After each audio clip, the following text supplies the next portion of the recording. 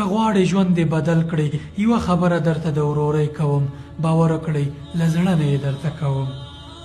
که غواړئ چې ژوند مو بدل کړئ هره شپه څو شیبې ځان ته یو وخت وټاکئ او له ځان نه حساب وغواړئ چې نن دې کوم کارونه کړي چې د نیکیو تله دې درنه شوې او کوم کارونه دې کړي چې د بدیو تله باندې دې ګناه ورزیاته کړې ده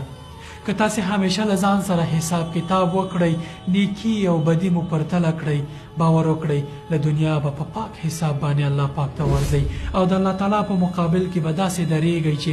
ګناه مو کم او نیکي مو زیاته وي ځکه هره ورځ به تا ځان سره حساب کړی وي همداسې چې کله دنیا کې څوک سوداګري او تجارت کوي اخر کې یې ګټه او تاوان سره بیلوي که یې ګټه کړي تجارت یې ښه پر مخ ځي او که تاوان یې کړی لا نور فکر کوي چې څنګه کولی شي ګټه وکړي حاسبوا انفسکم